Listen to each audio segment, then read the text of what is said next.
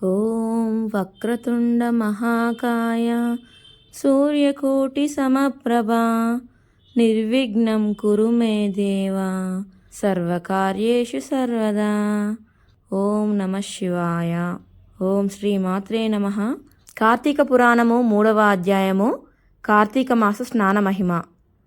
జనక మహారాజా, కార్తీక మాసమున ఏ ఒక్క చిన్న దానము చేసినను అది గొప్ప ప్రభావము గలదై వారికి సకల ఐశ్వర్యములు కలుగుటే కాక మరణానంతరము వారు శివ సాన్నిధ్యమును చేరుదురు. కాని కొంతమంది అస్థిరములైన భోగభాగ్యములు విడవలేక కార్తీక స్నానములు చేయక అవినీతిపరులై భ్రష్టులై సంచరించి కడకు క్షుద్రజన్మలు అనగా కోడి కుక్క పిల్లిగా జన్మింతురు. అధమము కార్తీక మాస శుక్ల పౌర్ణమి రోజు అయినను స్నాన దాన జపతపాదులు చేయకపోవట వలన అనేక చండాలాది జన్మలెత్తి కడకు బ్రహ్మరాక్షసిగా పుట్టుదురు. దీనిని గురించి నాకు తెలిసిన ఇతిహాసం ఒకటి వినిపించేదను, సపరివారముగా శ్రద్ధగా ఆలకింపుము. బ్రహ్మరాక్షసులకు ముక్తి కలుగుట.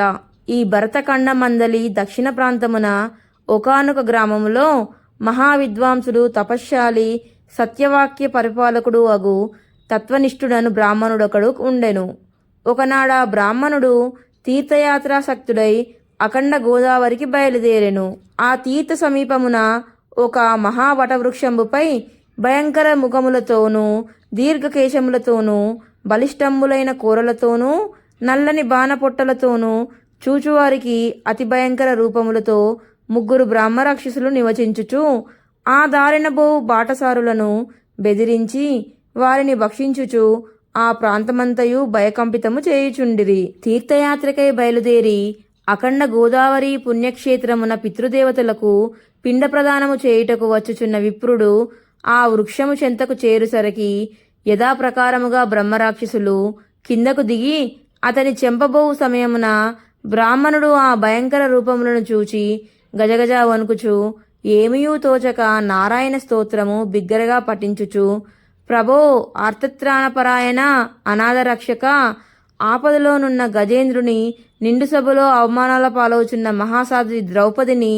బాలుడవు ప్రహ్లాదుని రక్షించిన విధముగానే ఆ పిశాచముల బారి నుండి నన్ను రక్షించు తండ్రి అని వేడుకొనగా ఆ ప్రార్థనలు విన్న బ్రహ్మరాక్షసులకు జ్ఞానోదయం కలిగి, మహానుభావా, మీ నోటి నుండి వచ్చిన శ్రీమన్నారాయణ స్తుతి విని మాకు జ్ఞానోదయం అయినది, మమ్ము రక్షింపుడు అని ప్రాధేయపడిరి.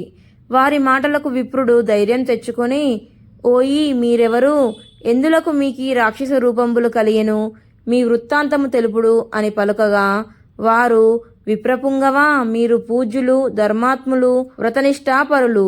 మీ దర్శన భాగ్యం వలన మాకు పూర్వజన్మ మందలి కొంత జ్ఞానము కలిగినది. ఇక నుండి మీకు మా వలన ఏ ఆపద కలగదు అని అభయమిచ్చిరి. అందొక బ్రహ్మరాక్షసుడు తన వృత్తాంతమును ఈ విధముగా చెప్పసాగెను. నాది ద్రవిడ దేశం. బ్రాహ్మణుడను నేను. మహాపండితుడని గర్వము కలవాడనై ఉంటిని. న్యాయాన్యాయ విచక్షణలు మాని పశువు వలె ప్రవర్తించి తిని.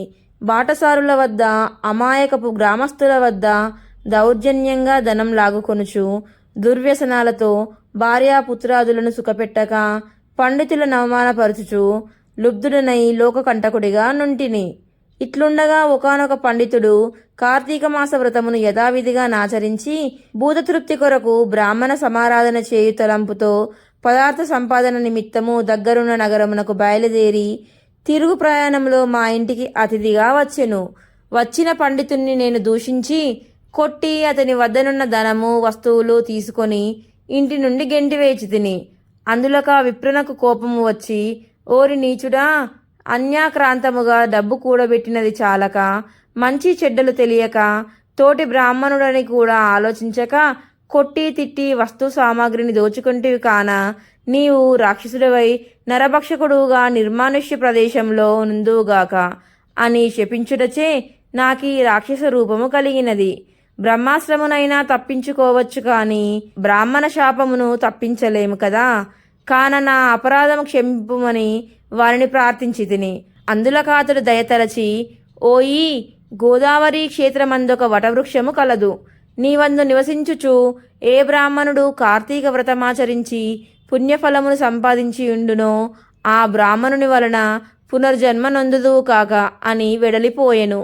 ఆనాటి నుండి నేను ఈ రాక్షస రూపమున నరభక్షణము చేయుచుంటుని. కాన ఓ విప్రోత్తమా, నన్ను నా కుటుంబము వారిని రక్షింపుడని మొదటి రాక్షసుడు తన వృత్తాంతమును చెప్పెను. ఇక రెండవ రాక్షసుడు, ఓ ద్విజోత్తమా, నేను కూడా పూర్వజన్మలో బ్రాహ్మణుడనే. నేను నీచుల సహవాసము చేసి తల్లిదండ్రులను బాధించి వారికి తిండి పెట్టక మార్చి అన్నమో రామచంద్ర అన్నట్లు చేసి వారి ఎదుటనే నా భార్యాబిడ్డలతో పంచభక్ష్య పరమాన్నములతో భుజించుచుండెడి వాడను. నేను ఎట్టి దాన ధర్మములు చేసి ఎరుగను.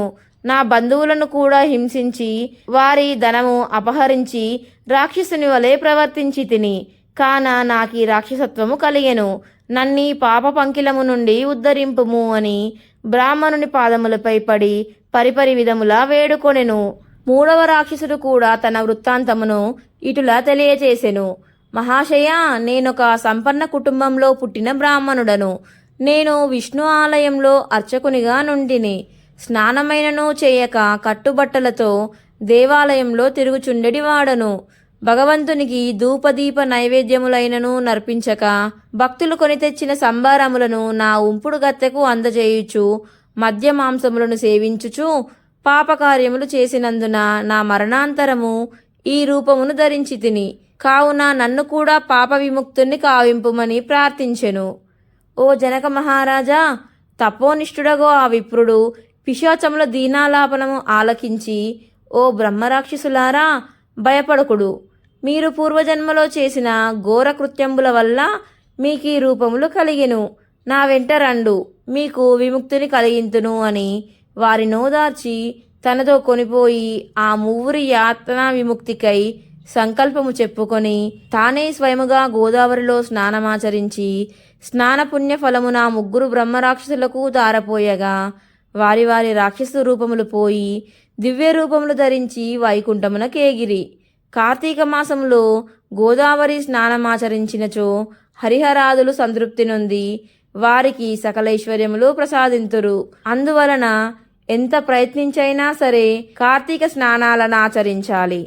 తృతీయాధ్యాయము 3వ రోజు పారాయణము సమాప్తము. ఓం నమః శివాయ. ఓం శ్రీ మాత్రే నమః.